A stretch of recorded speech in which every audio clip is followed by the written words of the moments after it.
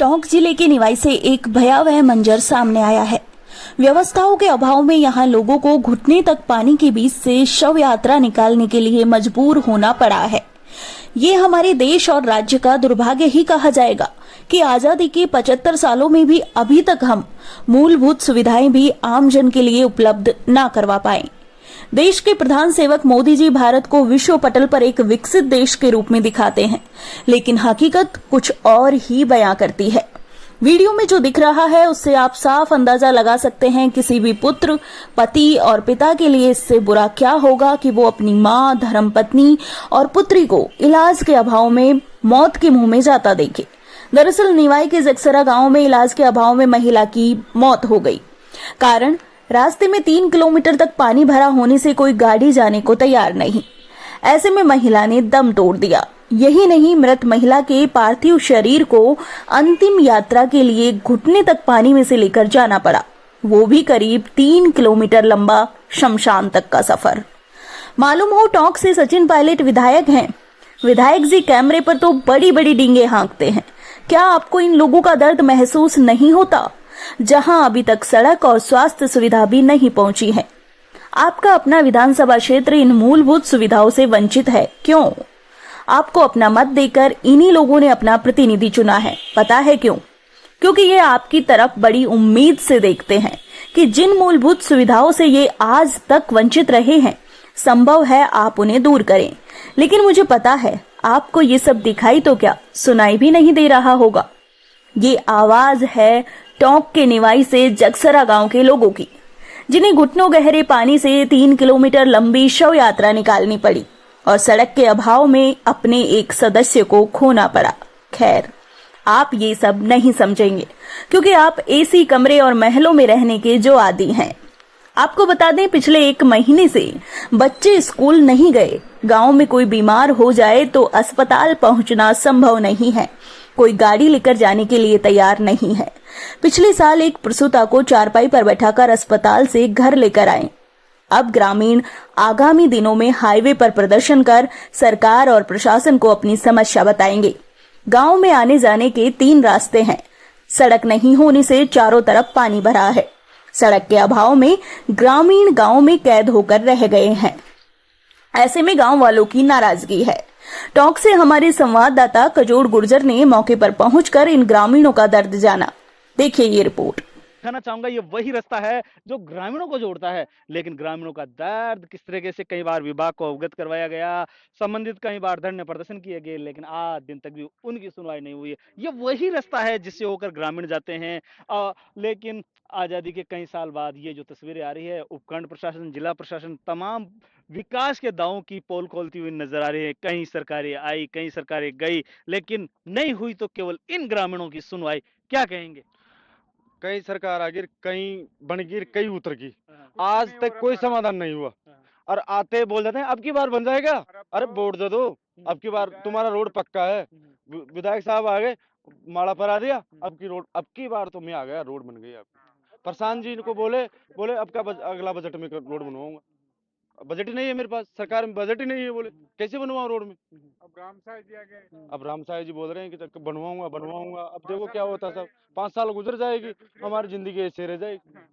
देखिए, बात करें विकास को लेकर, सरकार के चुनाव होते हैं, आप भारत के विकास में भूमिका निभाते हैं। क्या कहना चाहेंगे, किस तरीके का दर्द है जो कल तस्वीरें देश को शर्मसार करने वाली आपके गांव से आई? क्या कहना चाहेंगे? सरकार को क्या, रोड से हमारी माता जी को आरती से लेके गए घर पे, इतना कठिन हुआ हमारी, हम ही जानते हैं।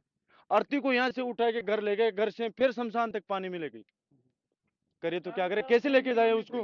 ट्रैक्टर नहीं निकलता, गाड़ियां नहीं निकलती, एम्बुलेंस से क्या, ट्रैक्टर नहीं निकल रहा है यहाँ से।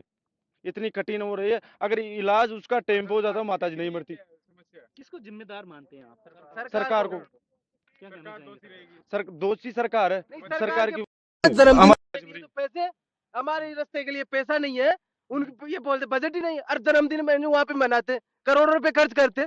हमारे लिए रास्ता सही है, नहीं तो 72 घंटा जाम रहेगा ये। और हम मरने देने के लिए कोई परेशान नहीं हमारे को। जो प्रशासन आओ चाहे कुछ भी आओ, क्या आपके गांव में किस तरीके का दर्द है, क्या कहेंगे आप? ये देख लो, हमें सरकार द्वारा एसडीएम और तहसीलदार भी हमें जब आते हैं, जब झूठा आश्वासन देकर चले जाते हैं। हमें यही है, हम इसी कठिनाई से गुजरना पड़ता है हर बार ही। देख दे दे हाँ हाँ, आप क्या कहेंगे आप? हमारे ये से हमारे को रोड चाहिए जल्दी से जल्दी, नहीं तो हम कुछ भी कर सकते हैं यहाँ से। हमारे को ये पानी ये बच्चे स्कूल गए 2 महीने हो गए, एक महीना हो गए बच्चे को स्कूल गए हुए। विकास के दावे सरकारें करती हैं, विकास का ये बड़े दावे होते हैं, बाहर चांद पर पहुंच जाता है, लेकिन इस गांव का दर्द को लेकर किस तरीके से करना चाहिए? इस गांव का दर्द ये है, कभी भी रोड जाम इस अरे यार इस गांव का दर्द ये है, या तो हमारे रोड बन जाए, रोड नहीं बनेगी तो हम कुछ भी कर सकते हैं। और इसमें प्रशांत जी बैरवा और रामसाई जी रेगर, हम दोनों से पहले भी रामसाई जी कहीं से प्रशांत जी बैरवा से पहले भी निवेदन करते थे, लेकिन वो ऐसे बोलते थे हम आज नहीं अब की बार करेंगे। लेकिन अब की बार भी 5 साल हो गए, 5 साल में कुछ भी नहीं किया उन्होंने भी। रामसाई जी हुए 6 महीने हो गए, वह भी अभी ऐसे बोलते हैं कर देंगे, 5 साल में कर देंगे। उम्मीद है रामसा जी से? रामसाई जी उम्मीद भी है, लेकिन आधी उम्मीद है हमें को भी। आधी उम्मीद है। हाँ जी, आकाश पूरी हो, नहीं है। उम्मीद नहीं है, हमारे को आप कोई क्या उम्मीद कहेंगे? नहीं है हमारी रोड बन जाएगी। हमारी सरकार रोड आपकी रोड बनेगी। हमारी रोड बननी चाहिए जल्दी से जल्दी, नहीं तो NH11 पे धरना देंगे। मतलब ये ग्रामीण है जो किस तरीके से आज़ादी के बाद भी आप देख सकते हैं घुटने घुटने तक के पानी में खड़े हैं। ये वही रास्ता है जिससे होकर गुजरते हैं। युवा भी मौजूद है, उनसे जोड़ते हैं। थोड़ा आगे आ जाएं आप और बताएं किस तरीके का गांव का मतलब किस तरीके से आपको दर्द सहन करना पड़ रहा है। विकास के बड़े बड़े दावे किए जाते हैं, आपके गांव में कितना विकास हुआ? विकास के नाम पे एक पत्थर नहीं लगा, और विकास के नाम पे दूसरी बात यह है कि हर बार 5 साल में 5 साल आती है और वादे करते हैं झूठे कि रोड बन जाएगी, आपका ये हो जाएगा, वो बन जाएगा, और फिर बाद में काम होने के बाद में कुछ भी नहीं होता है। और हमारे बीमार आदमी, जैसे बच्चे पढ़ने जाते हैं, बीमार है, और डिलीवरी का काम है, तो हर बार हमको परेशानी झेलनी पड़ रही है। और हर बार हम बरसात के टाइम पे, पिछली बार भी हमने यही किया था और अब की बार फिर कर दिया। और अब की बार अब 48 घंटा या जितना भी टाइम लगेगा वहाँ पे रोड जाम करेंगे हम। NH11 को परसों से कल टीए की बैठक है और परसों से हम रोड जाम करेंगे। रोड जाम करेंगे, कुछ कर रहे थे आप शायद अभी? हमारे घर पे कल टीए की बैठक है, तो आदमी बैठक में बैठने के लिए किधर से आना पड़ेगा, ये बताओ साहब हमको। इस सरकार से ये पूछना चाहते हैं, टीए की बैठक, तुम्हारे घर पे कोई मौत हो जाए, ऐसा रास्ता हो, उसके अंदर बैठने के लिए कैसे आदमी आएगा, इसे बताओ। ये हमारे को हर आदमी आता है, हमारे रिश्तेदार आते हैं, वो ऐसे बोलते हैं तुम्हारी कैसी सरकार है यार, कैसे नेता हैं यार, कैसा वो है, कैसा सीआर है, कैसा प्रधान है, कैसा तहसीलदार है, आज तक तुम्हारा रोड नहीं बन पा रही। वोट देते हो क्यों? मुझको अब वोट देना ही बंद कर दिया हमने, वोट देंगे ही नहीं हम। अब आगे के लिए सरपंचों का चुनाव आ रहा है, उसके अंदर वोट नहीं देंगे अगर रोड नहीं बनी तो हमारी। सरपंच कब कैसा भी चुनाव है, MLA का चुनाव है, अगर हमारा काम नहीं होगा नहीं रोड का तो कुछ नहीं करेंगे, वोट नहीं देंगे, हमारा अधिकार ही नहीं बनता, फिर हमारा काम नहीं हो रहा तो वोट कहाँ से देंगे? बिल्कुल सही बात है। ये ग्रामीण है जिनका दर्द है, आप देख सकते हैं, जिन्होंने हमको बताया है कि लगातार सरकारें चुनते आए हैं, विकास के नाम पे सरकारों ने खूब दावा किया, लेकिन सरकार का विकास आज इस पानी में बह गया। जो विकास होना चाहिए था गांव में, उसका विकास नहीं हुआ, जिसके बदले आज बच्चों को शिक्षा से वंचित होना पड़ रहा है, तो वहीं दूर दराज जाने के लिए ग्रामीणों का परेशानी का सामना करना पड़ रहा है। सबसे बड़ी बात तो ये है, आज इस समाज में ऐसी विडंबना है कि अगर कोई परिवार में कोई बीमार हो जाता है तो गांव वालों के पहले ही पसीने छूटना शुरू हो जाता है। अब देखने वाली बात होगी कि प्रशासन की कुंभकर्णी नींद टूटेगी और इस गांव को रोड मिलेगी का जोड़ गुजर।